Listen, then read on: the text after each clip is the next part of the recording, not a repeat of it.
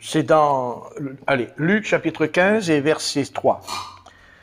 Luc chapitre 15, verset 3, il dit « Mais il leur dit cette parabole, lequel d'entre vous, s'il a 100 brebis et qu'il en perdre une, ne laisse-t-il pas les 99 autres dans le désert pour aller à la recherche de celle qui est perdue jusqu'à ce qu'il la trouve? Lorsqu'il l'a trouvée, il la met avec joie sur ses épaules, et de retour à la maison, il appelle ses amis et ses voisins, et leur dit « Réjouissez-vous avec moi, car j'ai trouvé ma brebis qui était perdue. » De même, je vous le dis, il y aura plus de joie dans le ciel pour un seul pécheur qui se repent que pour 99 justes qui n'ont pas besoin de repentance. Verset 8. Ou quelle femme, si elle a 10 drachmes et qu'elle en perd une, n'allume une lampe, ne balaye la maison et ne cherche avec soin jusqu'à ce qu'elle la trouve.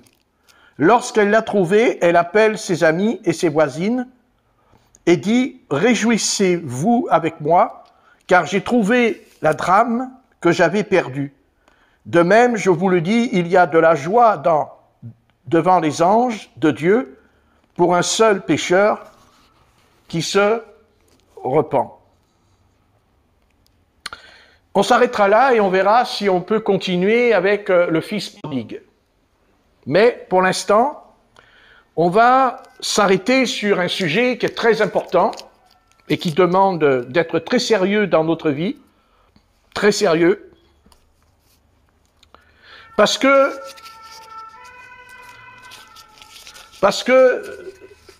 quand Dieu nous sauve, et il nous sauve à un jour précis, et c'est le jour où on va dire oui, quand il nous appelle. Mais il peut arriver que quand Dieu nous appelle, il ne nous appelle pas une fois. Il peut nous appeler 2 fois. Il peut nous appeler 3 fois. Mais quand Dieu nous appelle, on ne lui répond pas. On ne répond pas à son appel. On passe outre. Et ça peut être dramatique un jour, et ce drame ne sera pas seulement un drame terrestre, mais ce sera un drame céleste. Car nous savons que pour l'instant, notre habitation est terrestre. Mais un jour, notre demeure, notre future demeure sera céleste. Mais on ne peut pas entrer dans le céleste tant qu'on est terrestre. C'est important de le comprendre. Mais je vais m'arrêter parce que l'Esprit m'a bien montré cette nuit, quand j'ai prié, que un jour, dans ma vie, Dieu m'a parlé. Dieu m'a parlé. Déjà, pour commencer, quand Dieu nous parle la première fois, on va s'opposer à lui. C'est-à-dire, on va s'opposer à celui qui nous parle, à celui qui nous rend témoignage.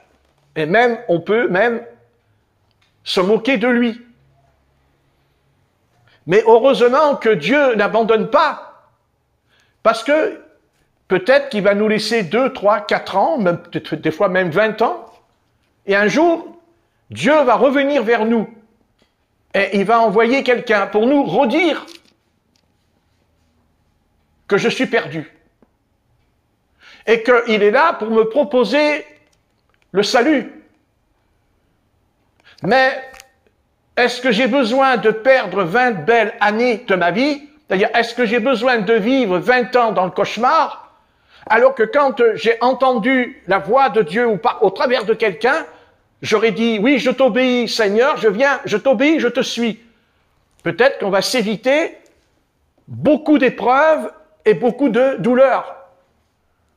Car nous savons que quand on est sauvé, on est béni. Et quand on est perdu, on est maudit. Et personne ne connaît son destin. Personne ne connaît le destin, le chemin. Souvent, quand on regarde un bébé, Ça peut arriver que ce bébé sera peut-être un président, mais qui l'aurait cru sur le moment? Ou peut-être un criminel. Mais sur son chemin, il va entendre un message dans sa vie. Il va entendre quelqu'un ou rencontrer peut-être dans la rue, il verra des jeunes qui jouent de la guitare et qui chantent le Seigneur. Et il s'approchera et dira, oh, ça ne m'intéresse pas. Moi, je préfère le rock. Je préfère la musique du monde. Qu'est-ce que j'en ai à faire de la musique, après tout, du Seigneur? Ça ne m'intéresse pas. Mais c'est un tournant dans ta vie, parce que tu ne sais pas ce qui va t'arriver. Tu ne sais pas de quoi sera fait demain matin. Tu ne le sais pas. Et c'est pour ça que Dieu te sauve. Pour ça que Dieu veut... D'abord, Dieu veut sauver tous les hommes. Il a dit, je veux que tous les hommes parviennent à la connaissance de la vérité, dira l'apôtre Paul. Je veux que tous les hommes soient sauvés dans Timothée. Même s'il y a la prédestination, ça ne change rien. Le Seigneur veut que tous les êtres humains soient sauvés quand même. Et je suis sauvé, mais parce que je prends la décision, parce que je vais décider un jour dans ma vie. Il y a eu un jour dans ma vie. Aujourd'hui, j'ai 69 ans. Mais quand j'avais 17 ans, on m'a remis un évangile entre mes mains et je l'ai lu. Et j'aurais pu le lire et puis après le jeter à la poubelle, ce que font beaucoup d'êtres humains aujourd'hui. Mais je ne l'ai pas jeté, j'ai continué à le lire. Et quand j'ai lu l'évangile, ça n'a pas fait de moi un homme religieux.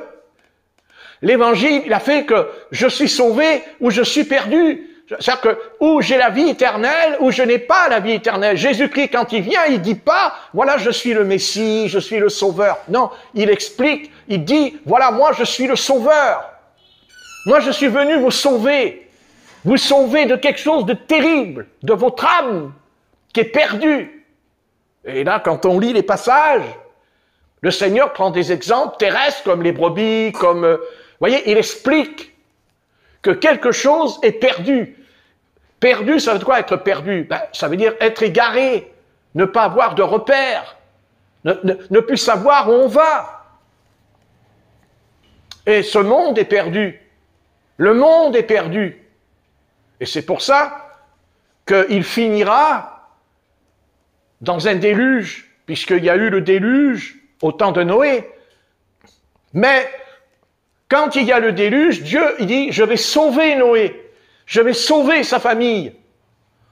Vous voyez, il y a chez Dieu, il y a chez lui quelque chose qui fait qu'il vient nous chercher, il vient de dire, je viens te sauver, je te fais comprendre, je ne te demande pas d'accepter une religion, je ne te demande pas d'avoir la religion, je ne te parle pas d'une religion, je te parle de ton âme, elle est perdue. Elle est perdue. Et moi, Jésus-Christ, je te propose le salut gratuitement. Mais tu n'en veux pas. Tu refuses. Et un jour, tu le regretteras.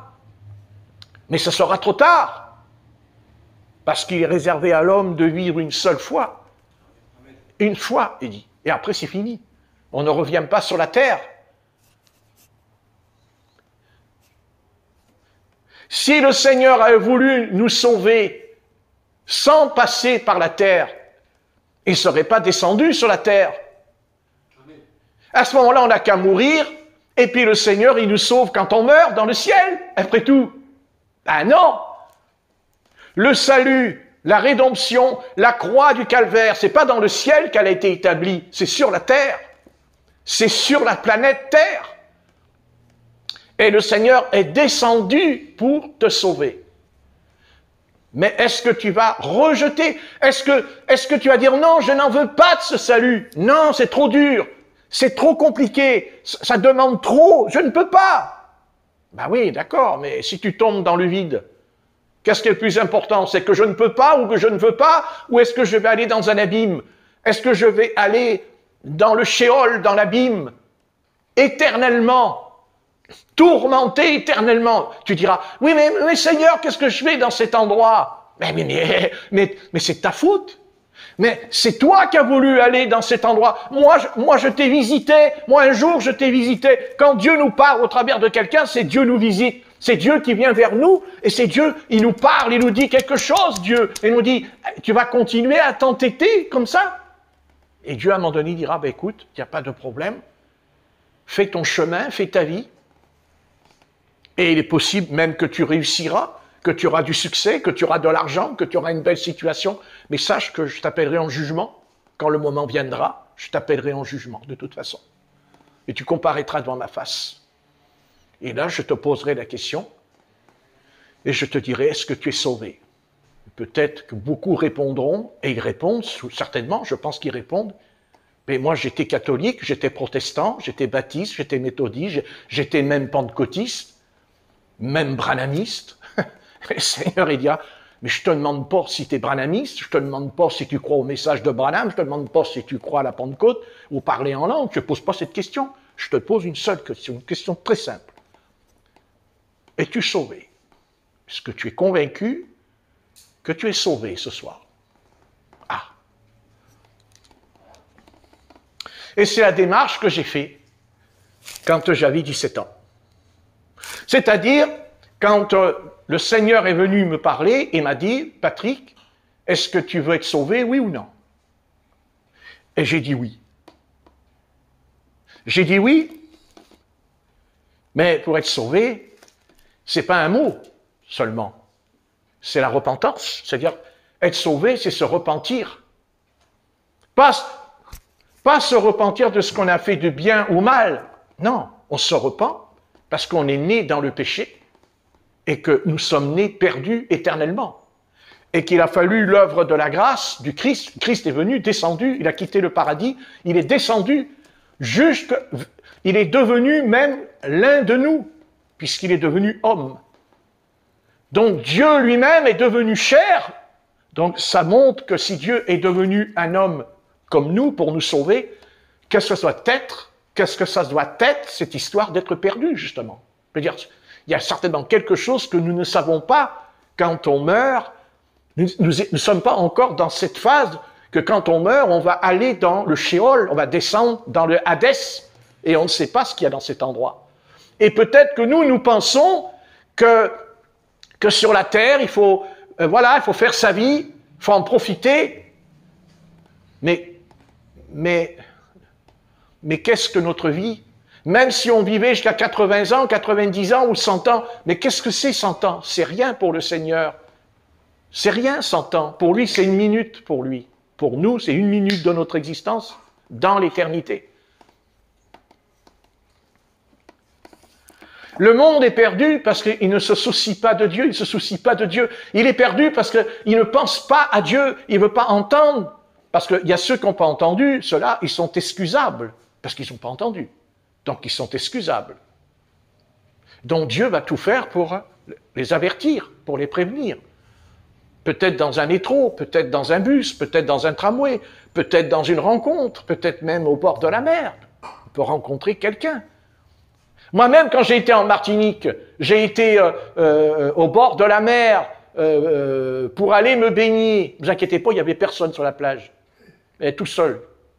Il y avait un seul Marseillais sur la plage. Vous vous rendez compte? Un seul Marseillais sur la plage. Enfin, Marseillais. Le Parisien d'abord. Et je marchais sur la plage, j'étais tout seul. À un moment donné, au loin, j'ai vu au loin un couple avec des enfants. Alors j'ai dit, ouh, je vais aller leur dire bonjour. Et quand j'arrive, je dis bonjour.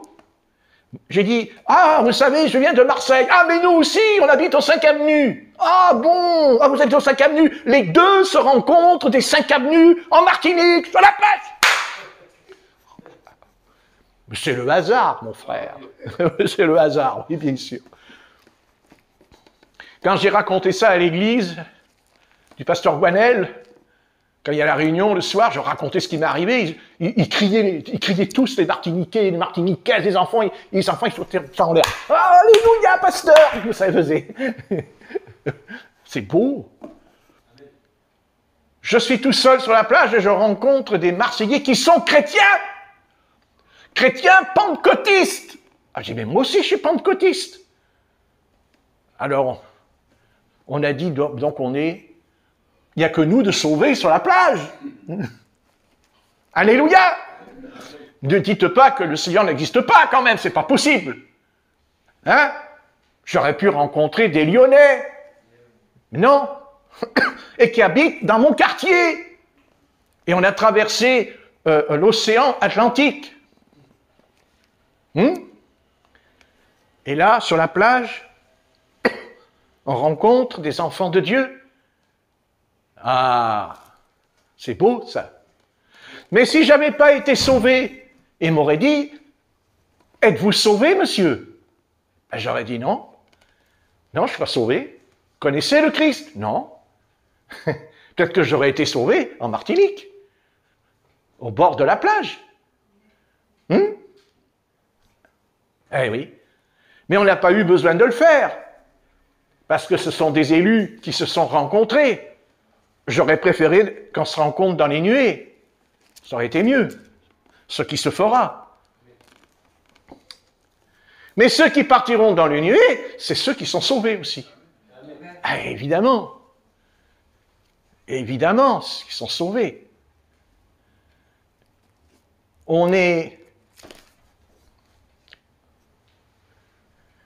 Quand on nous dit à quelle organisation religieuse vous appartenez,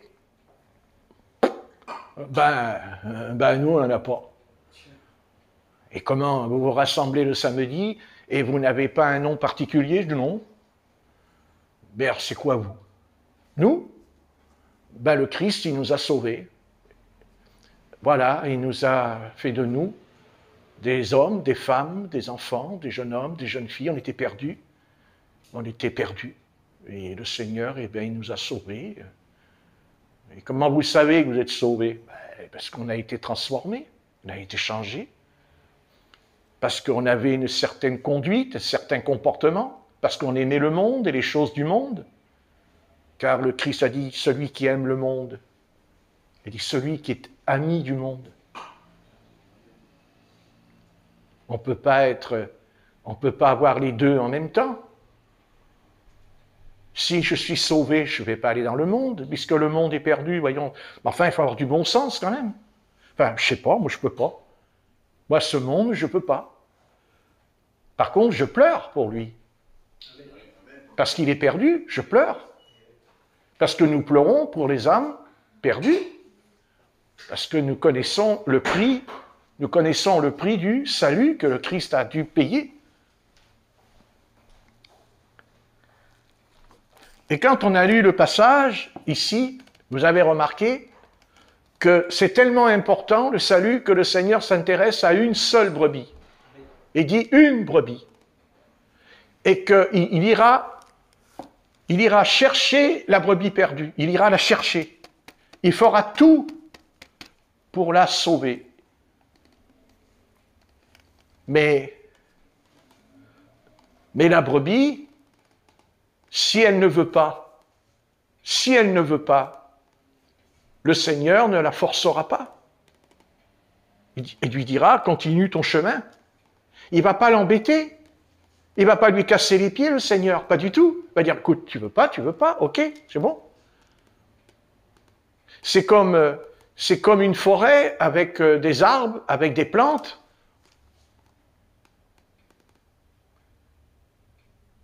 À un moment donné, il y a un orage qui arrive, il y a la pluie qui tombe, et quand l'herbe reçoit la pluie, elle loue le Seigneur, elle remercie Dieu, parce qu'elle a été rafraîchie, elle a été visitée. La pluie est tombée, ça fait du bien à la plante, aux racines. Mais admettons, si les arbres et les plantes, ils disent à Dieu, non, on ne veut pas d'eau. Non, on ne veut pas d'eau, on ne veut pas. Qu'est-ce qui va se passer? Qu'est-ce qui va se passer? La plante, elle va mourir. Elle va mourir, elle est perdue, puisqu'elle va sécher, elle n'a pas d'eau, elle est perdue, c'est ça être perdue. Elle sèche. Il n'y a pas d'autre solution pour elle, si ce n'est que l'eau qui va tomber sur elle, qui va tomber sur la terre. pour humifier la racine, pour pas qu'elle meure, ou pour que la racine fasse des réserves. Vous savez que les racines, elles font des réserves. Pour que quand il y a la sécheresse, elles peuvent encore tenir, parce que l'eau va monter dans la sève. Et donc, un jour, Dieu te visite. Comme ce soir, Dieu, il te visite, il te parle. Peut-être que ce n'est pas le mont Sinaï ici. On aimerait bien qu'il y ait le Sinaï, et que là, il y a les trompettes, les anges, les archanges qui descendent sur la montagne. Mais le Seigneur, quand il nous parle avec simplicité. Il s'adresse à nous avec beaucoup de simplicité. Donc, un jour, toi, dans ta vie, Dieu est venu te parler et tu lui as dit oui. Et c'est pour ça que tu es là, parce que tu lui as dit oui. Mais maintenant, tu peux très bien aussi venir, mais au fond de toi, tu n'as pas dit oui. Bien sûr, tu crains le Seigneur, tu le respectes, tu crains le Seigneur. Tu as aussi quand même la crainte du Seigneur, parce que, voilà, tu as eu, comment t'expliquer, tu as eu une éducation, une enfance, où tu as grandi grâce à ça. C'est une grâce d'ailleurs. Parce que ça, c'est une grâce. Une grâce que tout le monde n'a pas, que tous les enfants n'ont pas la grâce d'avoir des parents qui croient au Seigneur, qui prient, qui lisent la Bible. C'est déjà un privilège énorme. Et quel est cet amour pour des enfants qui ont des parents qui croient au Christ, qui marchent avec le Christ, qui ont grandi avec eux dans le Christ. Mais c'est aussi un drame que quand ils ne veulent pas obéir, quand ils ne veulent pas suivre, c'est dramatique, c'est plus dramatique que ceux qui n'ont pas eu de parents qui étaient chrétiens. C'est plus grave encore. Parce que ceux qui n'ont pas eu de parents, si leurs parents ne leur ont jamais parlé du Christ, comment voulez-vous qu'ils soient sauvés? Ils ne savent pas. Mais là, quand les parents, eux, ont dit tout ce qu'ils avaient à dire, tout ce qu'ils ont pu dire au fond d'eux-mêmes, de la part du Seigneur, mais qu'on ne veut pas obéir, alors, je suis désolé de t'annoncer quel pire châtiment t'attend dans la justice divine, dans l'éternité. Parce que là, ce sera terrible. Donc, je veux dire par là que ce soir encore, le Seigneur s'adresse à toi, il s'adresse à ton âme. Et il te dit, est-ce que tu es sauvé ou est-ce que tu es perdu? Si tu es sauvé, attention, tu ne peux pas être sauvé et aller dans le péché, tu ne peux pas être sauvé et aller dans le monde. C'est pas vrai. C'est l'un ou l'autre. On ne peut pas jouer comme ça avec le Seigneur. On ne joue pas avec le Seigneur. Il faut être sérieux avec lui. Parce qu'il a beaucoup souffert pour toi. Il a souffert le martyre sur la croix, le Christ, pour toi. Et chaque âme, chaque homme, on peut être dans la rue, s'asseoir sur un banc, il y a un homme qui s'approche, s'assoit à côté de lui, et il peut lui dire, est-ce que vous connaissez le Christ? Est-ce que vous lisez la Bible? Et tout, c'est une petite conversation comme ça, mais qui peut conduire au salut de son âme. D'ailleurs, c'est ce que dit, quand le Seigneur parle à ses apôtres au sujet de la réception du baptême dans l'Esprit, il leur dit, vous serez mes témoins à Jérusalem, dans la Samarie, et jusqu'aux extrémités de la terre. Même nous qui sommes sauvés, nous avons une grave responsabilité en nous, parce que Dieu ne nous a pas donné le Saint-Esprit simplement pour faire Alléluia, gloire à Dieu, tout va bien, non. Il nous a donné le Saint-Esprit parce qu'il veut que le pécheur, le voisin, la voisine, à un moment donné, doit entendre notre témoignage. Et d'ailleurs, aujourd'hui, on a honte de rendre témoignage. On a honte. Oui, on a honte ou on a peur même d'en parler. De peur de se faire jeter. Ben oui, mais ça fait partie de la mission. Car il est dit, vous serez mes témoins, et le texte dit en grec, vous serez mes martyrs. Donc on n'est pas martyrisé physiquement, mais moralement, oui, on peut être persécuté moralement. Mais oui, mais attendez, si une âme qui est perdue, il faut tout faire pour la sauver, je crois. Il me semble, je ne sais pas moi. Mais attention, aujourd'hui, beaucoup parlent du Seigneur aux âmes pour les amener dans leur dénomination, pour les amener chez eux, pour qu'ils deviennent comme eux. Mais c'est pas ça. Moi, je ne parle pas de ça. Moi, je parle de ton salut personnel, de ta vie personnelle, à ta vie de l'au-delà dans l'éternité. Et c'est ça le message. Le message, c'est ça. Moi, un jour, à 17 ans, j'ai dit oui. Quand Dieu m'a visité quand j'avais 17 ans. Il est venu me voir. Et je lui ai pas dit, écoute, Seigneur, tu vois, tu restes sur le palier de la porte et tu n'entres pas dans ma vie. De temps en temps, ouais, ben, j'irai à l'église catholique, j'irai à la messe, si tu veux. J'irai écouter le prêtre. Puis ça te fait plaisir, je prendrai aussi l'hostie dans la bouche. Comme ça, je saurai si c'est bon ou si c'est pas bon. Hein? Puis après, moi, je continue ma vie. C'est-à-dire ma vie, les boîtes de nuit, les discothèques, le football, les variétés, s'amuser, les copains, les copines. Mais le Seigneur, il dit, mais il n'y a pas de problème. Ben, il n'y a pas de problème. Moi, j'ai pas de problème. Toi, tu as un problème. Et ton problème, c'est que tu es perdu. Mais moi, je suis venu te chercher. Parce que c'est pas toi qui m'as cherché. C'est moi qui suis venu vers toi. C'est pas toi. C'est pas toi. Amen. La Bible dit dans l'Épître aux Romains, au chapitre 3, « Nul ne cherche Dieu », dit l'apôtre Paul. « Nul ne cherche Dieu. » Mais que c'est Dieu qui est venu vers nous. C'est Dieu qui est venu parler à notre cœur. C'est lui qui s'est adressé à nous. Mais à un moment donné, on lui a dit oui. On a dit oui. Et c'est ce oui-là qui a une portée éternelle, une portée dans l'éternité. Vous vous rendez compte? Le jour où on a dit oui, quand on arrivera là-haut, quand on va quitter la terre et qu'on va comparaître devant le Seigneur, vous vous rendez compte que combien ce oui va être énorme? Ce jour-là, là-haut, quand on arrivera devant le Seigneur, on dira, mais j'ai dit oui. Quand on arrivera devant la porte, les portes éternelles, on arrivera devant la porte. Et Dieu sait qu'il n'y a pas qu'une porte, il y en a deux. Et qu'il y a la porte qui est large, qui est le monde, et la porte qui est étroite. N'est-ce pas? Que oui, la porte est étroite. Le Seigneur n'a jamais dit que ce serait facile de le suivre. Jamais. Il n'a jamais dit que c'est facile. Au contraire. Mais par contre, si on suit le Seigneur, on sera visité par lui. Parce que Dieu ne nous visite pas une fois dans notre vie. À chaque fois qu'on prie, il nous visite. Il descend en nous. Il visite notre âme. C'est pas qu'il rentre dans la pièce et puis il dit bonjour, ça va, t'as bien mangé, t'as bien bu. Non, c'est pas ça. C'est notre âme quand elle prie. Il y a la présence divine qui descend au fond de nous. Et c'est cette présence divine, le jour de notre mort, cette puissance-là, c'est elle qui va nous transporter dans le royaume de Dieu. C'est elle qui va nous conduire vers le royaume de Dieu. Pourquoi? Parce que cette puissance, c'est elle qui va dire à la puissance des ténèbres, non, tu le laisses tranquille, tu ne touches pas à son âme. Elle est sauvée. Elle m'appartient. Elle est à moi. Ah non, elle était dans le péché. Oui, mais un jour, elle a dit oui. Elle a dit oui quand je l'ai appelée. Elle a répondu à mon appel. Elle n'a pas fait la sourde oreille. Elle n'a pas fait semblant. Elle n'a pas joué la comédie. Elle a dit oui, non mais moi, Seigneur, oui, tu es mon sauveur, tu es mon... Tu vois, tu es mon Seigneur. Puisque ça, tu es mon roi. Tu es mon souverain. Tu es...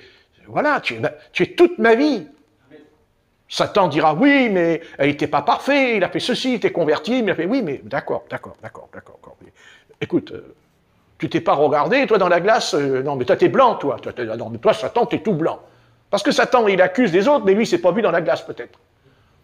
Ben, c'est ça, Satan. Satan, lui, il est toujours en train d'accuser. Mais il s'accuse pas, lui, par contre. Hein. Il dit pas, lui, je suis pourri. Non, il le dit pas, lui. Nous, on est tous pourris, mais pas lui. Non, lui, il pointe le doigt. C'est ce que dit l'Apocalypse, chapitre 20, l'accusateur des frères. Vous voyez ce que je veux dire? Lui, il ne se bat pas, lui. Mais quand Dieu arrive, il lui dégage. Il s'en va en vitesse, hein, parce qu'il ne peut pas supporter Jésus. Hein.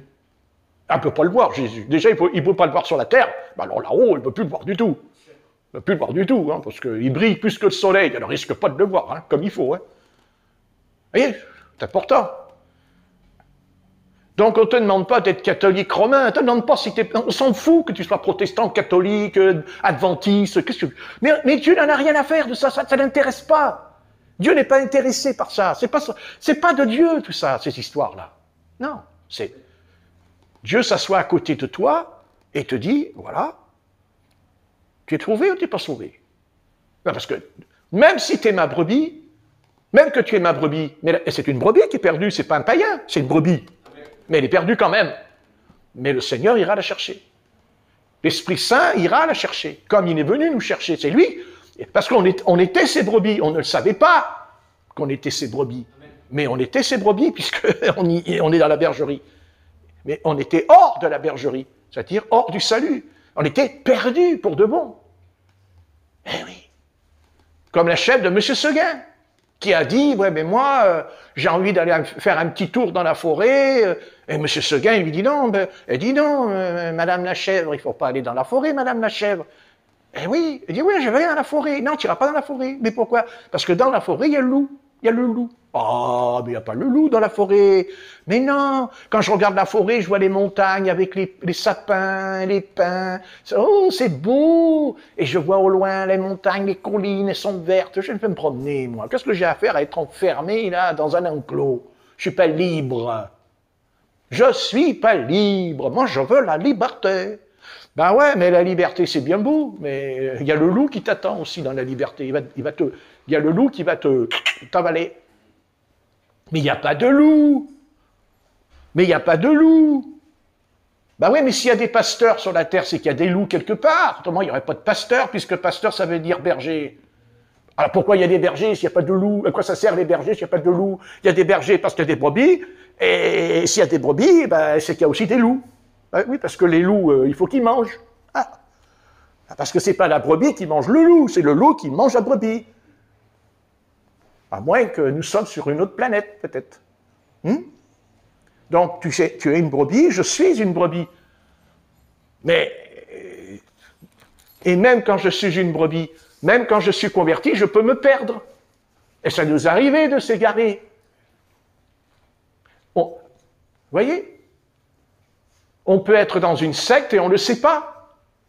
Et on ne le sait pas, on ne fait pas. Vous voyez ce que je veux dire? Mais même le Seigneur peut se servir d'une secte pour nous sauver. Eh oui, ben oui. Mais il ne va pas nous laisser dedans. Il ne va pas nous laisser dedans. Mais non, il va aller nous chercher, il va venir nous chercher. Il va dire non, tu ne restes pas dans cette secte, tu vas sortir de cette secte. Vous voyez? C'est un peu ce qui m'est arrivé quand je suis sorti de l'église de Gambetta. J'étais sorti. Et puis, j'étais dans la rue, et d'un seul coup, j'entends la voix de Dieu qui me dit, tu vas aller dans la rue, là, je me rappelle plus du nom, mais tu vas aller dans cette rue, il m'a dit. Ah, moi, je dis, mais qu'est-ce que j'allais foutre dans cette rue? Et j'arrivais pas à m'en aller. Je voulais rentrer, j'étais en haut de la Canebière, et je voulais rentrer, j'ai dit, mais je peux pas rentrer. J'ai dit, je ne pouvais pas, c'est parti. J'ai descendu, j'ai entendu, là, je ne peux pas vous expliquer, je ne peux pas, j'étais comme une espèce de truc d'onction, j'en sais rien, moi. Voilà, puis je suis rentré, là, dans une église, je me suis assis, je me suis mis au fond. Bah oui. Bah oui. Eh ben, est-ce que c'est pas le Seigneur qui dit, j'ai pas été chercher, là, la brebis, là? Et voilà, j'ai été chercher. Parce que le Seigneur savait ce qui allait arriver, ce qui allait se passer.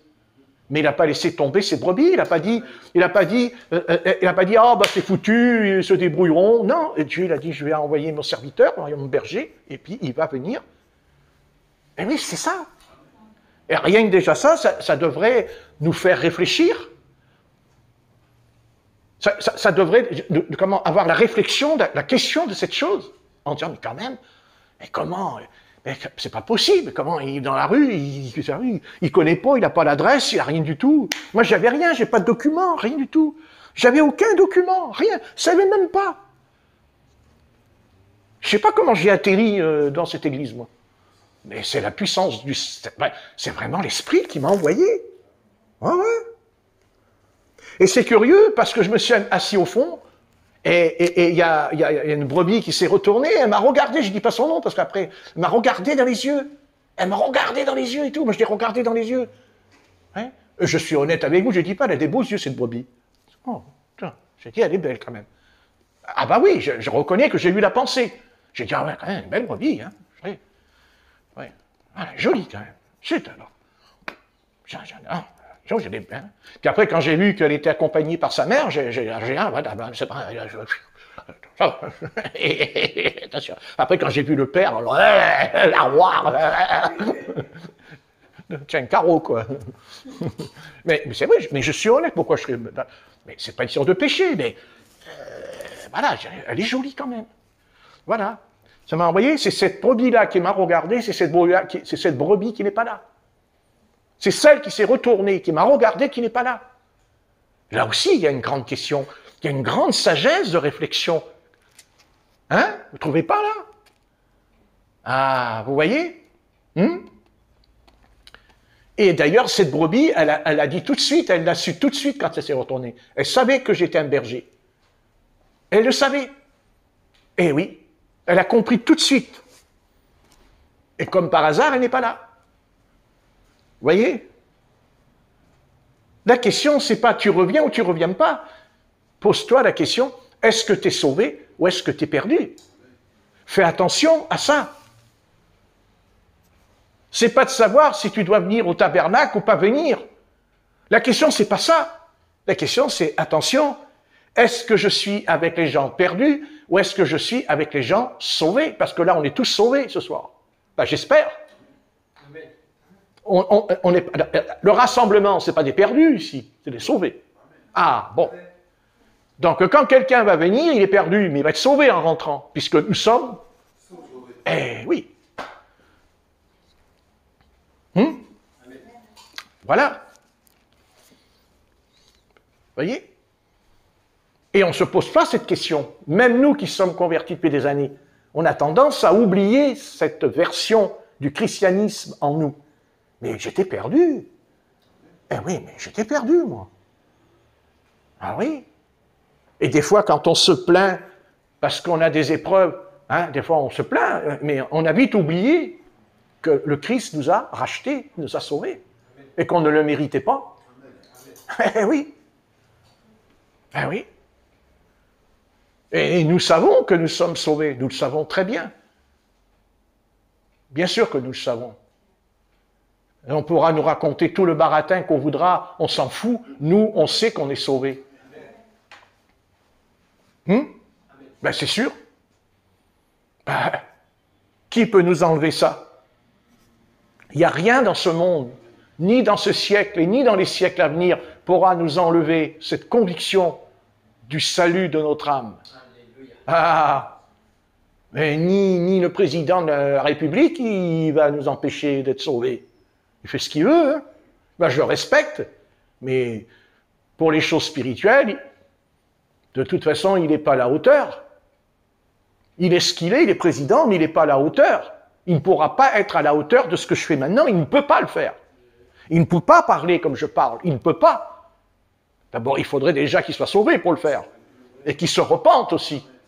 Donc, il dit ce qu'il veut. Il est président, il est vice-président, il est ministre, il est ce qu'il soit. Ben, ok, ben moi je suis ministre du culte. Ah bon? Ben ouais, je suis ministre moi aussi. C'est l'apôtre Paul a dit, nous sommes des ministres de la parole. Ah bon? Ah ouais. Seule différence, c'est que nous, on n'a pas un portefeuille à la fin du mois. On n'a rien. Mais on est ministre. Mais on aura la récompense là-haut. On aura la récompense. Parce que Dieu donne des récompenses. Il récompense ceux qui d'abord qui suivent son... Voilà. Quand le Seigneur vient nous sauver, il sauve qui? Il sauve les fidèles et les infidèles. Quand le Seigneur est descendu dans le sein de Marie, il n'a pas dit « je suis venu sauver ceux qui sont fidèles ». Non, il est venu sauver les infidèles, dont on en faisait partie autrefois. En faisant partie. Ah oui. Ah oui. Donc nous étions infidèles, maintenant on est fidèles. Et si on ne l'est pas, lui il l'est. C'est ce que dit l'apôtre Paul. N'est-ce pas? Ah oui. Donc pense à ton âme, fais attention, enfin, mais tu es libre. Voilà, c'est pas ce que je dis là. Regardez, c'est le cas avec Chantal. C'est pareil, elle est perdue. Elle dit ce qu'elle veut, mais elle est perdue. Que ça lui plaise ou pas, elle fait ce qu'elle veut. Mais pour moi, elle est perdue. Peut-être qu'elle réussit sur la terre, qu'elle a du succès, mais elle est perdue. De toute façon, elle est perdue. Donc, que m'importe, elle est perdue. Maintenant, j'espère qu'elle reviendra. Mais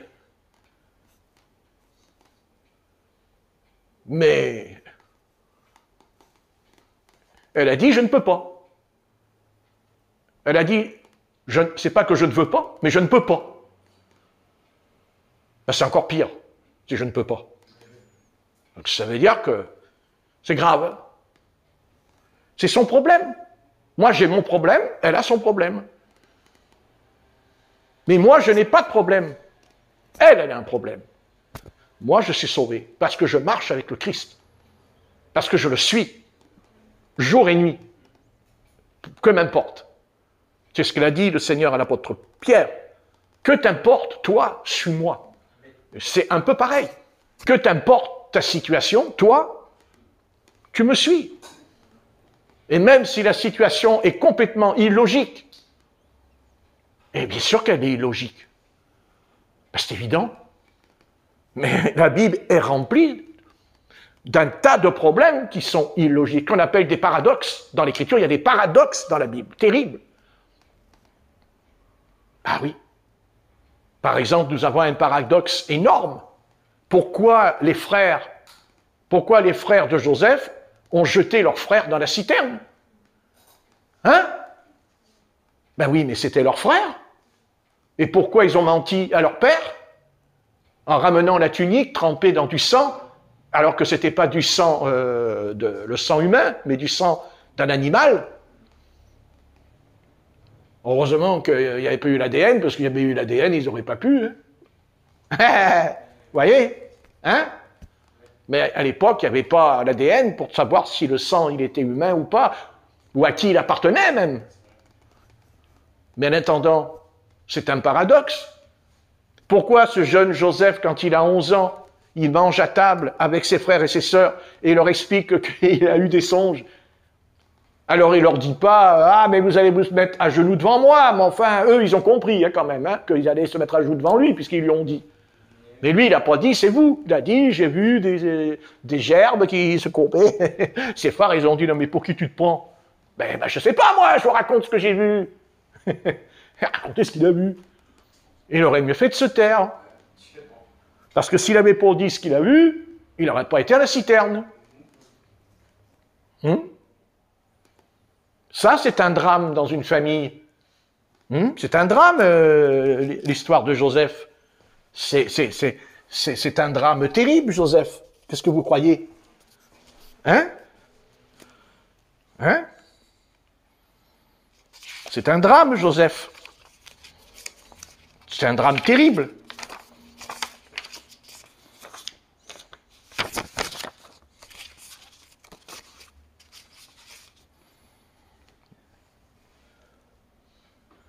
J'écris ce message que j'ai préparé depuis 3 semaines, mais Joseph et ses frères. Un cas de guérison intérieure. C'est-à-dire, c'est une famille qui va vivre un drame. Mais un terrible drame. Un drame terrible qui n'aurait pas dû exister. Ben oui. Un drame familial qu'il y a eu. Puisqu'ils vont faire croire à Joseph, à Jacob, qu'il est mort. Et lui, il va vivre pendant des années. Est-ce que vous vous rendez compte? Pendant des années, il a cru que son fils était mort, alors qu'il était vivant. Mais que c'est pas ça. C'est que c'est par un mensonge, par le mensonge de ses enfants. Ce sont ses enfants à lui qui lui mentent. C'est pas un étranger. C'est pas un étranger qui lui dit eh ben voilà, ton fils il est mort. Non, c'est sa famille. Ce sera d'ailleurs un drame familial énorme. Ça va remonter 20 ans plus tard, puisqu'ils le reverront. Ils le reverront. Et d'ailleurs, ils ne le reconnaîtront pas, parce que c'est lui qui va se faire connaître. C'est pas eux qui l'ont reconnu. C'est lui qui dit « Je suis votre frère Joseph, que vous avez jeté dans la citerne ». Vous vous rendez compte? Le choc psychologique, le choc de la psychologie intérieure de cette famille qui a été détruite, parce qu'il a été détruit. Et ça va même plus loin, puisque Joseph, pour punir ses frères, il va en même temps punir son père, parce que son père va être puni à cause encore de ses frères, puisqu'il dira, si vous ne m'amenez pas Benjamin, vous n'aurez pas de blé. Rappelez-vous de cette scène qui le dira, n'est-ce pas? Donc, Jacob va subir un coup terrible Même, il va perdre Benjamin. Il va perdre le dernier, le 12e, le plus petit. Il va le perdre. Mais il ne le perdra pas, puisqu'on sait que Joseph va lui ramener, il le ramène dans le char, avec lui, tous les deux. Mais c'est pour vous expliquer que là, on parle d'une famille. On parle d'une famille, là, on parle d'un cercle, on parle des patriarches même, puisque c'était les 70 patriarches à l'époque, qui habitaient dans le pays de Canaan. Ils n'étaient pas en Égypte, c'est dans le pays de Canaan où il y avait la famine. Et ils sont venus en Égypte pour avoir du blé, grâce à Joseph. Oui. Le schéma de la guérison intérieure, j'appelle ça, présuppose au départ une expérience ou une série d'expériences traumatisantes. Oui, traumatisantes.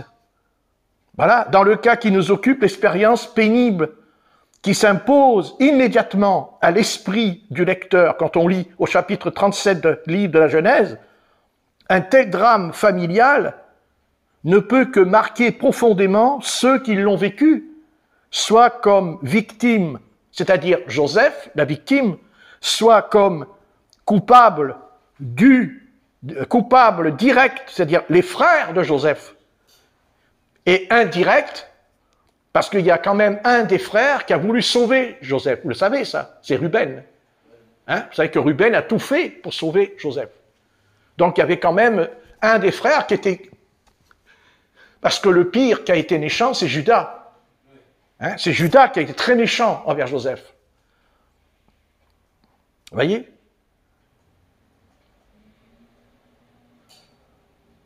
Que Joseph ait été profondément marqué, voilà qui n'a guère besoin d'être démontré, tant la chose est évidente. Peut-on subir un tel choc sans être marqué par la vie? Si l'on en doutait encore, l'attitude de Joseph, au moment où il reconnaît ses frères, confirmerait qu'il est loin d'avoir oublié le mal qu'ils lui ont fait. Quelles que soient les raisons de son attitude à leur égard et ses intentions, il leur parle avec dureté. Et est-il dit dans Genèse 42, verset 7, voyez, vous lirez qu'il va leur parler avec dureté, Joseph. Mais je ne vais pas rester là-dessus parce que c'est l'heure. Mais c'était simplement, je pourrais continuer. C'est un très beau message que j'ai préparé sur la famille de Jacob. Mais il y a dans des familles des drames spirituels même. Vous voyez, il n'y a pas que nous. Il y a aussi, dans la Bible, il y a aussi là une famille qui aurait dû être heureuse. Parce qu'ils avaient tout pour être heureux. Ils avaient tout. Jacob a été béni. Le Seigneur lui a dit qu'il enfanterait 12 princes. Le Seigneur l'a béni. Il a béni Jacob. Mais un jour, eh bien, il y a un drame qui va arriver. Et ce drame va basculer d'un coup dans une terrible épreuve. Mais tout cela était conduit par Dieu, puisque il va retrouver Joseph, il va retrouver son fils. Mais je pourrais aussi transposer le message que j'ai dit au début ici. La brebis perdue. La brebis perdue, car elle était perdue. Elle a été perdue, puisqu'après, elle va être remontée en Égypte dans une caravane, et puis il tombera entre les mains de la famille Potiphar. Mais là encore, même dans la famille Potiphar, il va subir un drame. La femme de Potiphar veut coucher avec lui. Et lui, il ne veut pas. Et il va en prison. Ça aussi, c'est un drame. Étape par étape, on voit l'Éternel qui prépare cet homme. Et il prépare cet homme parce que Dieu a un plan. Et un plan qui va sauver l'humanité. N'oubliez pas qu'il va sauver l'humanité, Joseph. La famine sur toute la terre, c'est marqué. Et c'est lui. Mais par quel chemin? par quel chemin Dieu a passé ce garçon? Il ne va pas monter comme ça sur l'estrade du jour au lendemain. Il ne va pas sortir de l'académie, des écoles, celui-là. Son école, il l'a fait dans la prison. Pendant 20 ans. Parce qu'il est resté 20 ans enfermé dans la prison. Mais même dans la prison, attention, mais dans la prison, Dieu l'a béni quand même. Puisque le garde l'aimait beaucoup, il lui avait confié des responsabilités à Joseph dans la prison. Hein. Attention. Attention, c'est pas un prisonnier qui va en prison comme les autres. Ah non, non, non, il est prisonnier, mais il y a quand même en lui, il y a l'ange qui veille sur lui, parce que Dieu a un plan pour lui, donc il va pas mourir de faim, il va pas, et au contraire, il a eu des bénédictions dans la prison, même pour manger, pour boire, pour dormir. Faut pas croire, il a été béni. Il a été béni. Et il n'a pas perdu son don, parce qu'il aurait pu perdre le don. Car à 17 ans, il a le don. À 17 ans, il a le don, puisqu'il a la vision. Mais dans la prison, il aura aussi la vision. Quand les deux panetiers vont dire, mais... Et lui dira, toi tu vas être pendu, toi tu ressors.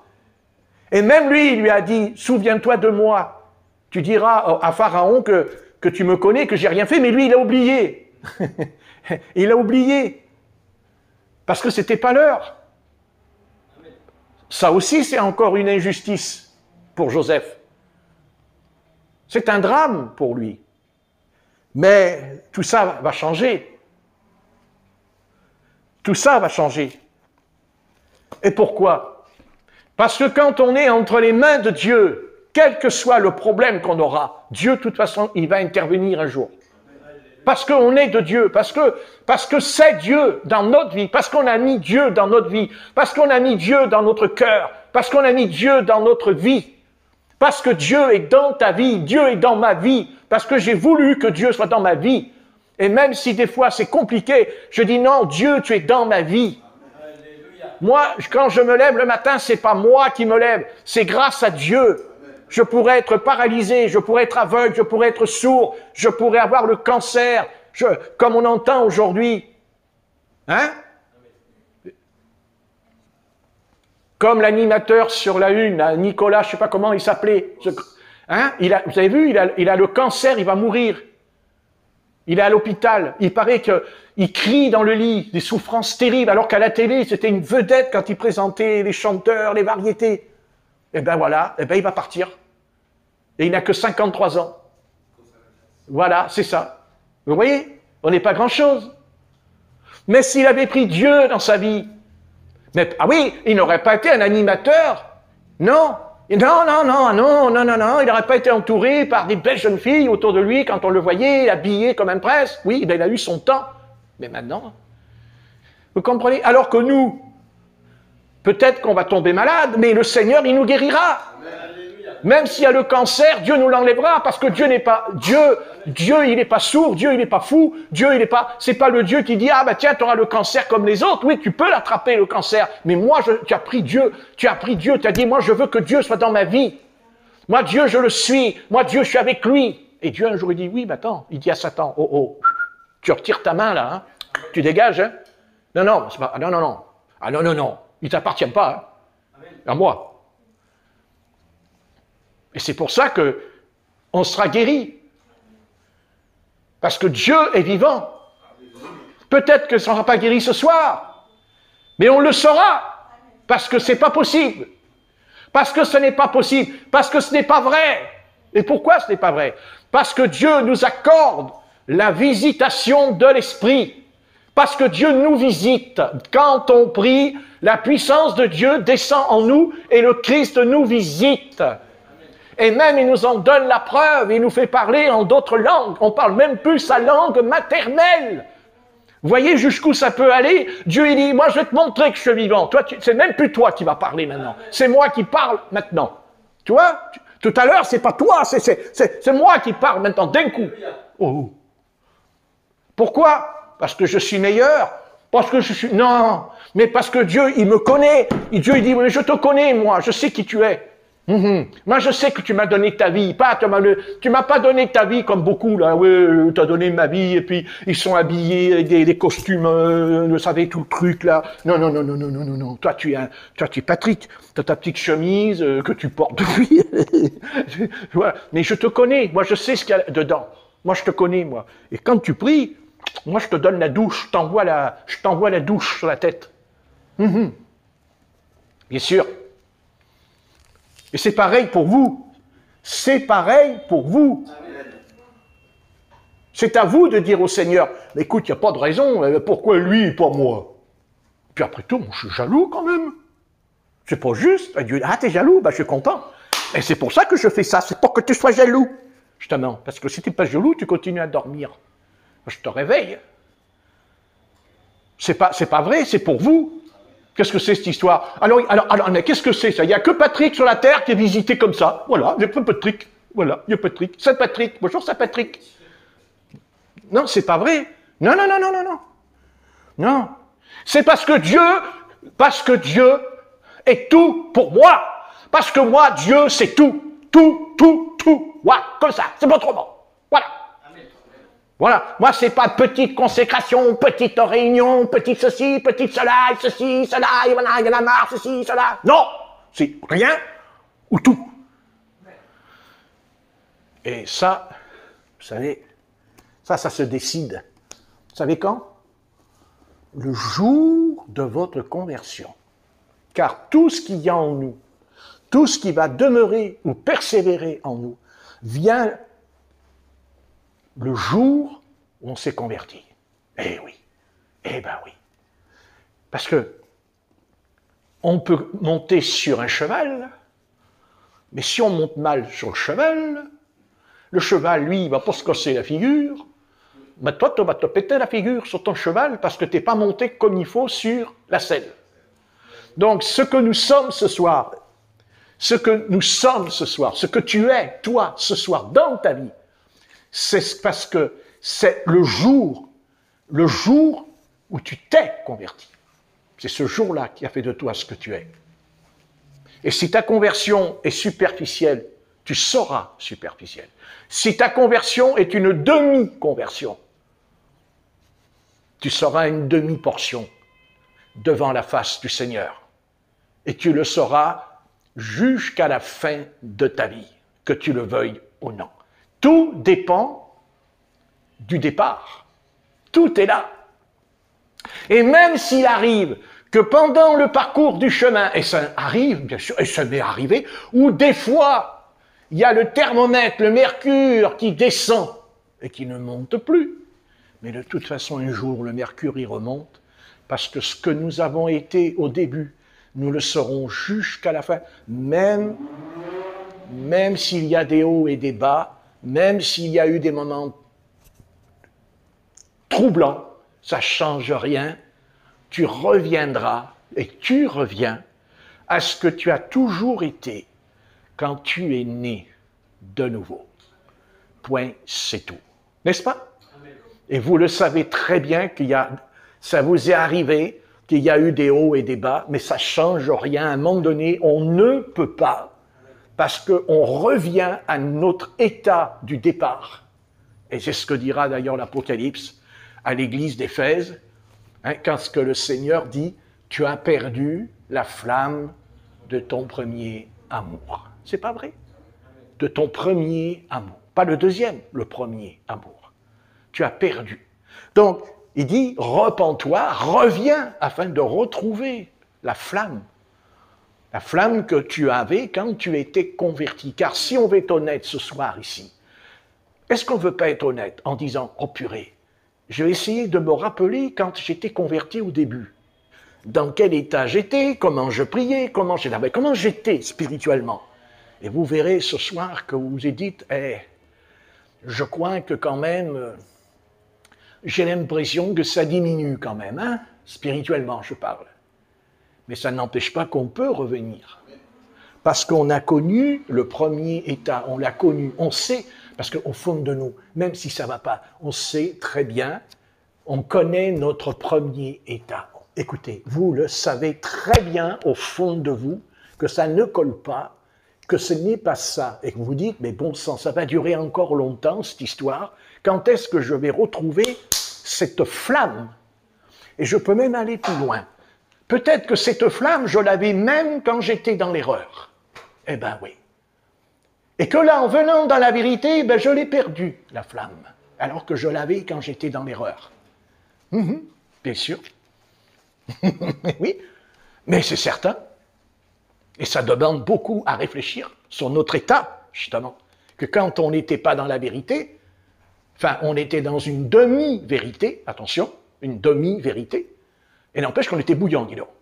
Ah bah ouais, on ouvrait le local, on était là, et on retournait au local, et vas-y, les réunions, hein, oui. Et les croyants, ils venaient à la maison pour manger ensemble, c'était bouillant, c'était l'eau bouillante, la bouillotte, les gamelles, la popote, et tout, et oui, même peut-être même pour dormir par terre ensemble, c'était bouillant, ça bouillonnait, parfois on était dans l'erreur jusqu'au cou, hein, quand même, hein, attention, hein, mais ça bouillonnait quand même, hein. Puis après, quand on vient à la parole du Christ, le véritable esprit de la réforme, hein, vous savez. Et ouais, alors on ne sait pas pourquoi, là, on ne sait pas pourquoi, je ne sais pas, l'eau, elle ne bout plus, il y a toujours de l'eau, hein, mais elle n'est plus bouillante, l'eau. Non, elle n'est pas bouillante, l'eau. Elle est tiède. Elle n'est pas froide, mais elle est tiède quand même. Ah ouais. Comme quoi, vous voyez. Alors on peut toujours retrouver la flamme, mais maintenant, si on la retrouve, bien sûr, elle n'aura pas la même, comment expliquer, elle n'aura pas la même couleur, c'est évident, mais ce sera toujours l'étincelle. Et cette étincelle-là, il ne faut pas la perdre. Il ne faut pas la perdre. Il ne faut pas la perdre. Vous pouvez tomber dans le péché, vous pouvez faire plein de trucs qui ne vont pas avec le Christ. De toute façon, le Seigneur nous tirera les oreilles, mais le Seigneur il dira, attention, si tu continues, tu vas perdre la flamme. Un peu comme dit l'Apocalypse, il dit, j'ôterai le chandelier qui est au milieu de toi et je le donnerai à quelqu'un d'autre. Non mais, faites attention quand même à ça, hein, que Dieu peut enlever le chandelier et le donner à quelqu'un d'autre. C'est ce qu'il dit l'Apocalypse, hein, le chandelier. Il dit, je le donnerai à quelqu'un d'autre. Donc ne perdons pas le chandelier qui a 7 branches, comme quoi, vous voyez qu'une branche ne suffit pas pour nous éclairer, on en a besoin de 7, parce qu'on est dur de la feuille, n'est-ce pas? Ah ouais, 7, hein, pour comprendre, 1 fois, 2 fois, 3 fois, 4 fois, 5 fois, 6 fois, 7 fois. Bon, 7 fois, on a compris. Bon, c'est bien, on a compris, au bout de 7 fois, hein. Enfin, il nous faut peut-être presque toute une vie, hein, pour bien comprendre ce que le Dieu a voulu nous faire comprendre quand on était jeune. Enfin, je parle jeune dans la foi, bien sûr. Parce qu'on peut être vieux et être jeune dans la foi, évidemment. Non. S'il y a un pépé qui vient là, qui a 90 ans, il donne sa vie à Jésus-Christ, bien sûr, il est jeune. Moi, je suis carrément vieux. Je suis vieux carrément. Ah ouais, je suis vieux, moi. Ah ouais, je suis vieux, moi. Depuis 1971, on est en 2000 combien? Je ne sais plus, on en est 2000... hein? Ah, 22. Oh, c'est pas gentil ce que je vais dire. Je ne dis pas parce que c'est enregistré, là. Il ne faut pas le dire. Non, il ne faut pas le dire. D'accord, j'allais dire 22, voilà les... Bon, hop, doucement, voilà. Bien. Je vais donc arrêter, parce que même si je dis des vérités, de toute façon, on n'arrive pas à être joyeux quand je les dis, parce qu'il y a un moment donné que l'âme, elle ne peut plus supporter le temps quand je prêche, et la joie s'en va. Donc, tâchons d'être un peu plus court pour que la joie ne quitte pas les chrétiens. Il ne faut pas qu'elle quitte les chrétiens. Vous voyez? Quitte pas les chrétiens. Et sachez que le pasteur doit comprendre une chose, que quand il prêche, il faut qu'il regarde les sœurs. Parce que les sœurs, elles ont quelque chose entre les mains qui te fait comprendre que tu dois maintenant arrêter. Elles mettent le foulard sur la tête. Ça veut dire qu'il faut prier et qu'il faut arrêter. Et tant que le foulard n'est pas mis, tu ne peux pas encore t'en sortir. Bien que de temps en temps, le foulard, il est dans la main et retourne dans les mains. Et je mets pas. Voilà. Vous voyez ce que je veux dire? Oui. Et ceux qui sont contre le foulard, ben, vous voyez, le foulard, il sert à quelque chose quand même. Hein? Alléluia. Voilà. Comme quoi, vous voyez, il y a des surprises dans la République. La République, il y a des surprises. Voilà, oui, oui. Bah oui, oui, oui. Il y a les foulards. Les foulards. Les foulards, oui, bah, ouais. Les foulards. Heureusement que nous, on ne dit pas qu'il faut mettre le foulard sur la tête quand on prie, parce qu'alors là, ça va être terrible. Hein. Ah, ça va être terrible, terrible, terrible, terrible. Hein? Terrible. Mais nous, on est tellement bouillant qu'on ne le dit pas. Très, très bouillant, très bouillant. Eh bien, écoute, Seigneur, bouillant ou pas bouillant, ça bouillonne pas. Écoute, Seigneur, dans tout ce que je viens de dire, il n'y a que ton esprit qui peut rendre cela en ayant un impact dans la conscience. Parce que si on est sauvé, d'abord, quand on a entendu la première fois le Seigneur, n'oublions pas que Dieu s'est adressé à notre conscience, à la conscience. Ah oui, à la conscience. Et je crois que le peuple de Dieu, je suis sûr même, que le peuple chrétien aujourd'hui n'a plus de conscience. Parce que s'il y en avait une, il y a longtemps qu'il serait réveillé et qu'il aurait pris conscience de ses responsabilités envers les pécheurs qui sont perdus, qui vont aller, on va pas dire le mot, mais bon, admettons, si c'est vrai, qui vont en enfer. C'est un vilain mot. Mais est-ce que toi, Seigneur, tu n'es pas capable d'employer un vilain mot pour nous faire peur? Et que cette peur peut être salutaire à notre âme. Parce que, comme dit la parole, nous sommes lents à comprendre et à obéir. Nous sommes très lents. D'ailleurs, tu l'as dit aux 2 disciples au chemin d'Emmaüs, hommes lents à croire à ce que vous ont dit les prophètes. Voilà, c'est ça, lents. Et ce soir, Seigneur, tu sais pourquoi j'ai parlé sur ce ton. Pourquoi j'ai soulevé, tu as soulevé des choses au travers de ma vie, de ma propre vie, car nous avons tous une vie, et cette vie ne nous appartient pas. Tu nous l'as prêtée, et que tu peux nous la reprendre demain matin ou tout à l'heure. Ben oui, tu peux reprendre tout à l'heure. Ben oui, je sais que c'est étonnant, mais c'est comme ça. Tu as le droit tout à l'heure de dire c'est fini, tu t'en vas. Point, c'est comme ça. Et Seigneur, tu ne le fais pas, parce que, à cause des élus, tu ne le fais pas, justement. Car tu nous accordes un temps. Tu as fixé le temps. Tu as fixé le temps. Heureusement que ce n'est pas nous qui le fixons, parce qu'il y a longtemps qu'on serait mort. Mais comme c'est toi, et même si tu as fixé le jour et l'heure, tu peux encore faire reculer cette heure de départ, car tu l'as fait avec le roi Ézéchias, où tu as fait reculer, Seigneur, 15 coudées, c'est-à-dire 15 ans en plus de sa vie normale sur la terre, avec le soleil. Donc, Seigneur, c'est toi, et non pas le soleil, qui a rajouté de la vie à Ézéchias, mais toi qui as dit au soleil. C'est toi qui as commandé au soleil. Et le soleil t'a obéi. Donc, tu connais avec le soleil, car il me semble que le soleil joue un rôle important dans notre vie sur la terre quand on vit, puisque c'est par lui qu'il a eu 15 ans de plus dans sa vie. Donc, Seigneur, merci beaucoup. Nous ne te demandons pas de faire reculer le soleil parce que on en a un peu soupé de tout ce qui se passe. On est fatigué. Et que notre patrie, notre espérance est au-dessus de ce monde, de quel monde d'ailleurs, qui finira dans un jugement terrible, c'est-à-dire par le feu, car tu as dit que tu as puni la terre par l'eau, mais tu puniras la terre encore une fois par le feu.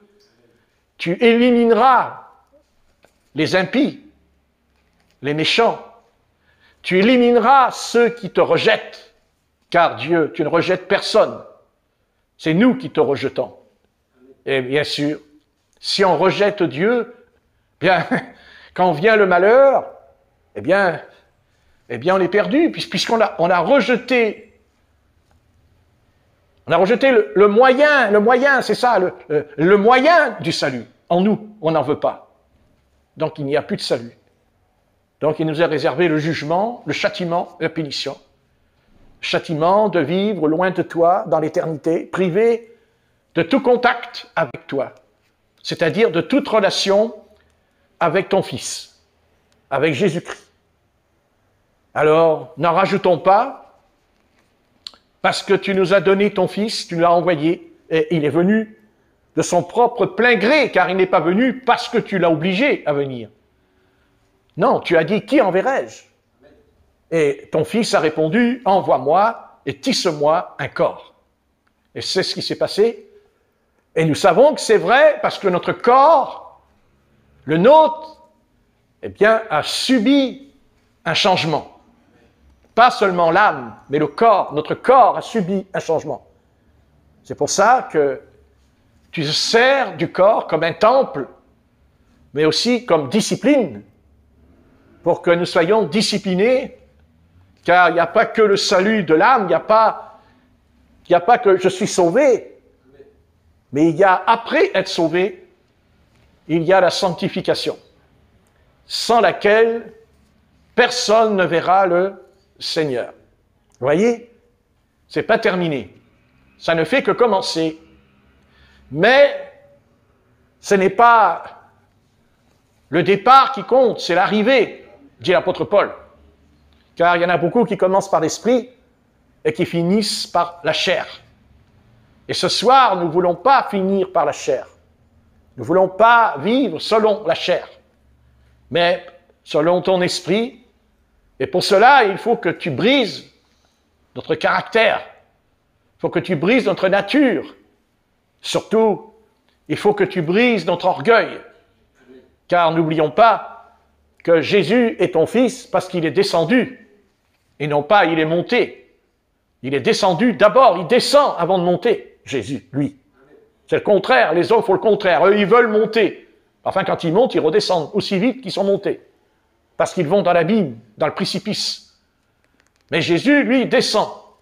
Il descend jusque vers nous. Il s'est abaissé jusqu'à nos pieds. Eh oui, parce qu'il a sauvé aussi nos pieds. C'est-à-dire la marche, la sanctification. Il a purifié nos pieds. Il a purifié spirituel, c'est spirituel, bien sûr, les pieds spirituels. Il a purifié les choses. Et il y a encore des séquelles, des lacunes. Bien sûr qu'il y en a. Nous sommes poussière et on retournera dans la poussière. Nous sommes rien que poussière, dit la Bible. Mais du sein de la poussière, il y a une substance dans la poussière, une plante. Il y a dans la poussière une semence. Voilà. Il y a un haricot, il y a un poireau, une carotte, une pomme de terre. Mais c'est toujours une semence. Et nous ne sommes pas une carotte ou une pomme de terre. C'est une image. Non, nous sommes la semence incorruptible dont le Seigneur avait dit à Ève, tu lui écraseras la tête, la postérité. La semence de la femme, ce n'est pas Ève, ce n'est pas Sarah, ce n'est pas Rebecca, ce n'est pas Marie. Non, c'est l'épouse, l'Église de Jésus-Christ. Alléluia.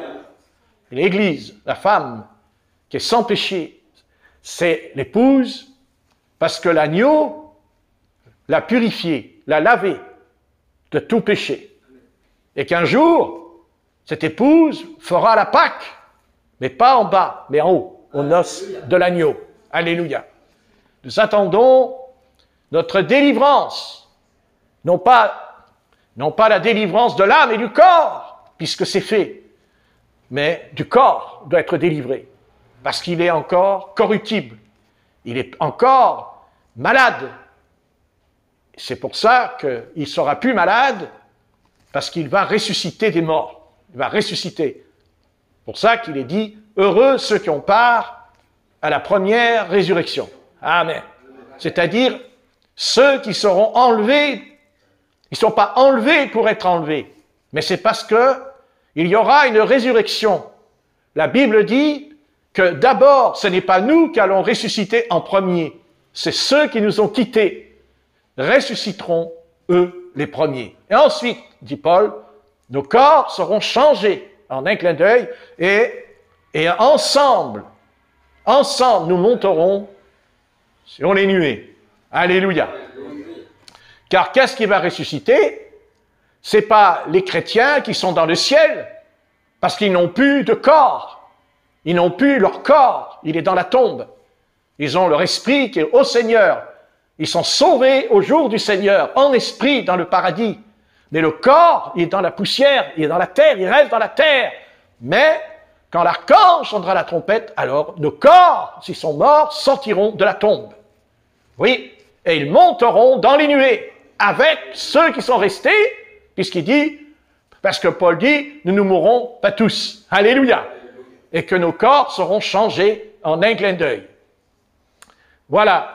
Mais veillons à cette parole qui nous avertit en disant, comme par exemple, est-ce que tu es sauvé ou est-ce que tu n'es pas sauvé? Mais je rajoute que dans un lit, il y en avait deux. L'un était pris et l'autre était laissé. Ah, n'est-ce pas là encore une histoire de salut? Ah oui, vous voyez que même là encore, il y aura une question de salut, puisqu'il dit, l'un sera pris et l'autre sera laissé. Même ceux qui travaillent à la meule, il dit, Seigneur, sera laissé et sera pris. C'est pour ça, il dit, veillez et priez, parce que vous ne connaissez ni le jour et ni l'heure, car je viendrai dans la nuit comme un voleur. Et veillez, c'est-à-dire, vous dormez, mais vous veillez en dormant. Vous me direz, mais c'est pas possible, puisque je dors. Non, c'est le Saint-Esprit, tu as reçu le Saint-Esprit qui veille en toi. Tu comprends? Et d'où là, il est important d'en être baptisé. Chaque chose en son temps. N'allons pas trop vite, car il ne faut pas mettre la charrue avant les bœufs. Tâchons de le comprendre. Déjà, si on arrive à comprendre qu'on est sauvé, c'est déjà bien. Parce que être sauvé, c'est comprendre. Car tu as dit, ils ont des yeux pour voir, ils ne voient pas. Ils ont des oreilles pour entendre, ils n'entendent pas. Car tu dis, de peur que s'ils voient et qu'ils entendent, ils se convertissent. Voyez? Donc, Seigneur, si on comprend, c'est que déjà tu nous as sauvés. Je parle de comprendre les choses spirituelles, pas les choses charnelles, mais spirituelles. Les choses qui sont révélées par les apôtres, par les 12 apôtres, c'est-à-dire le 12e apôtre, qui est l'apôtre Paul, il a révélé le mystère de la grâce. C'est-à-dire que la grâce, c'est que on ne mérite rien. On n'a aucun mérite au salut. Mais grâce soit rendue à Jésus-Christ, par sa grâce, Jésus-Christ qui a pris la place de la loi et qui a été condamné par cette même loi, l'a condamné à mort. Parce qu'aucun être humain était capable d'accomplir toute la loi. Et même Israël a échoué dans ce domaine. Mais c'était voulu par toi, car c'est toi qui l'as voulu. Autrement, ce soir, on ne serait pas sauvé. Tu as aveuglé Israël pour que nous puissions voir. Et après, eh bien, c'est le peuple. C'est-à-dire qu'à un moment donné, l'Église, elle va être aveuglée. Et Israël verra, puisque l'épouse, elle s'en va. Et quand l'épouse s'en va, le Saint-Esprit, il quitte les nations. Et il n'y aura plus de salut pour les nations, sauf Israël recevra le salut, et encore, par les 2 fils de l'huile, par les 2 prophètes qui viendront en Israël, pour préparer les 144 000, pour préparer le reste de la maison de Juda, pour reconnaître celui qu'ils ont crucifié. Notre Père qui est dans les cieux, car tu es Père, tu es Fils et tu es Esprit, non pas tantôt, mais éternellement, dans ton essence divine. Tu es le seul Seigneur, car Paul a dit, et même Jésus-Christ dit, il n'y a qu'un seul Dieu, un seul Sauveur, Jésus-Christ. Alléluia. Nous te remercions, car tu nous as révélé, grâce à ton esprit, que le nom du Père, du Fils et du Saint-Esprit, c'est bien le nom de Jésus-Christ, qui sauve. Car l'ange Gabriel a dit, tu lui donneras le nom de Jésus. C'est celui qui sauve et qui délivre son peuple de quoi? Du péché. Et non pas de l'Empire romain, mais du péché. Alléluia. Alléluia. Nous te remercions. Notre salut, c'est que justement, nous étions condamnés à cause du péché. Le péché nous a condamnés à la mort éternelle, c'est-à-dire à vivre séparés de Dieu dans l'éternité, privés de sa gloire, privés de sa présence, privés même de son enseignement, car nous serons enseignés là-haut, éternellement, nous serons enseignés. Oui, il y aura toujours ce qu'on appelle le sola scriptura, l'écriture seule, car nous serons nourris par cette parole qui est Jésus, car il dit, au commencement était la parole, c'est-à-dire le Verbe qui est devenu homme, Jésus-Christ. Alléluia. Nous sommes heureux et heureuses que Christ est rentré en nous, mais aussi parce qu'il nous a donné la sagesse, la force de dire oui et de ne pas dire non. Et ce soir, il repose sur tes épaules de responsabilité, de oui ou non, mais que ton oui soit oui, que ton non soit non, car tout ce que tu rajouteras vient du malin. C'est à nous de choisir. Dieu attend qu'on lui donne une réponse, mais il sait qu'on va dire non et qu'on va dire oui, puisqu'il a dit, nous avons été prédestinés avant la fondation du monde. Mais c'est pas parce que j'ai dit que vous êtes prédestinés que vous ne devez pas prendre une décision. La décision nous appartient. La décision est entre nos mains. De toute façon, même que je ne serai pas prédestiné, admettons que je ne le suis pas, mais Dieu, s'il voit au fond de moi que je dis non, je te suivrai, je resterai avec toi, Seigneur, parce que c'est comme ça, je sais que je resterai, point c'est tout. Et Dieu dit, très bien, bien puisque tu as fait ça, qu'est-ce que je fais? Je vais inscrire ton nom dans mon livre de vie. Alléluia. Parce qu'il est dit que celui qui persévérera jusqu'à la fin sera sauvé, prédestiné ou pas. Vous voyez? Paradoxe. Paradoxe dans la Bible. N'est-ce pas? Amen. Voilà. C'est pas parce que Dieu nous a prédestinés que nous devons essayer d'éviter notre responsabilité. Chaque homme est responsable, chaque femme est responsable de son choix. Personne ne peut dire oui, c'est pas de ma faute. Ce n'est pas vrai. Si je prends la voiture et que je bois de l'alcool, j'aurai un accident et je vais même tuer des gens dans la voiture parce que j'ai bu de l'alcool. Donc, je suis responsable, car je peux monter dans ma voiture et dire non, je ne boirai pas d'alcool. Donc, je serai serein quand je serai au volant. Et s'il y a un problème dans la rue, je peux l'éviter parce que je serai en bonne santé psychique, parce que je n'ai pas bu, car l'alcool me fait diminuer ma vision et mes moyens, et même me rend agressif quand la police m'interpelle. Je ne sais même plus ce que je leur dis, et je peux même dire des gros mots et les insulter, et le lendemain, je peux m'excuser parce que j'ai plus d'alcool dans le corps. Qui est responsable? L'alcool? Non. Moi, je suis responsable, parce que l'alcool, je ne suis pas obligé de le boire. Je peux dire non.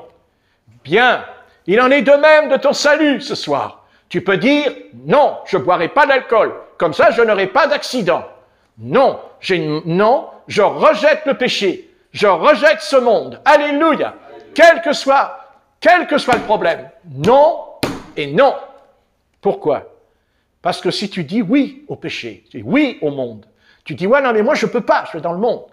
N'oublie pas que l'alcool a fait du mal à celui qui en a bu, mais à ceux qui n'en ont pas bu autour de lui aussi, ils vont mourir à cause de toi. Et c'est ça le monde pécheur.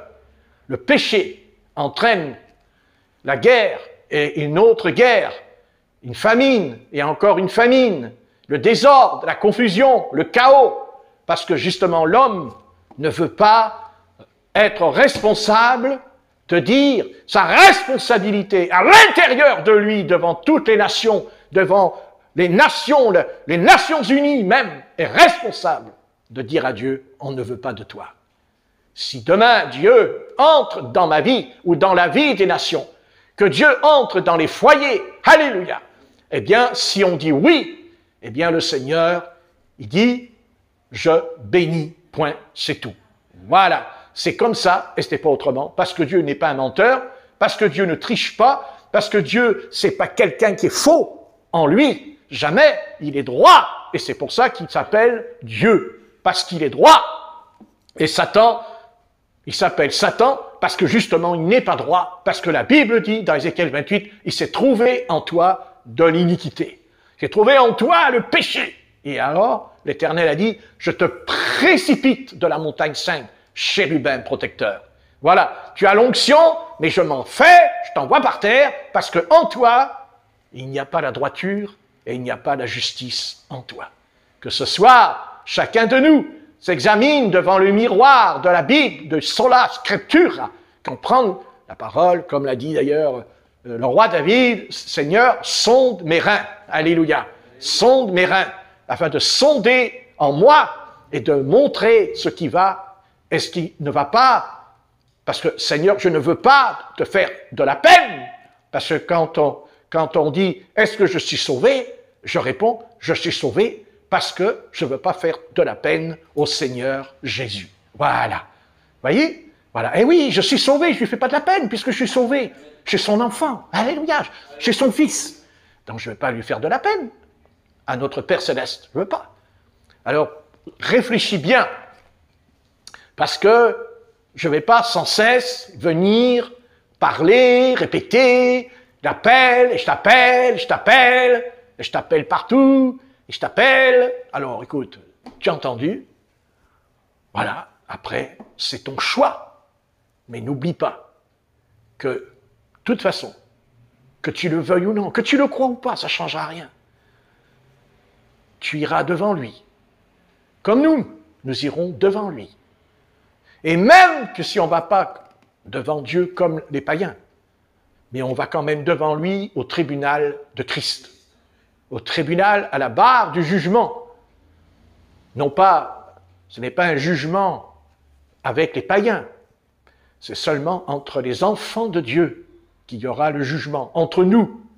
Si on s'est manqué, si on a menti, si on a triché, si on n'a pas eu d'amour, si on n'a pas eu la charité au fond de nous, dans notre âme, si on a été égoïste au fond de nous, il faudra rendre des comptes, ça c'est certain.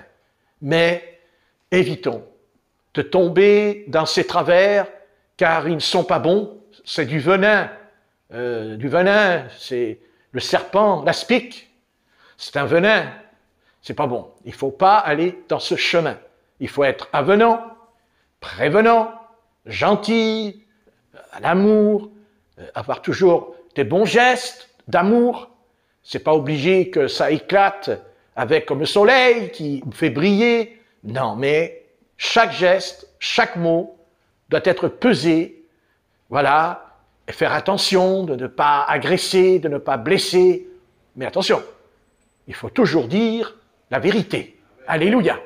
Toujours la vérité, hein. Attention, la vérité, mais soyons toujours cet amour, parce que quand on est sauvé, le Seigneur nous a sauvés, parce qu'il y a l'amour du Seigneur en nous. Vous comprenez? C'est pour ça qu'il a dit, si je n'ai pas l'amour, je ne suis rien. Il ne parle pas de l'amour charnel, il parle de son amour qui est descendu en nous à cause du salut, à cause de ce que nous sommes. On a envie de pleurer même, en disant, Seigneur, je pleure devant toi parce que je ne suis pas digne. Je ne suis pas digne, mais tu as fait ça en moi.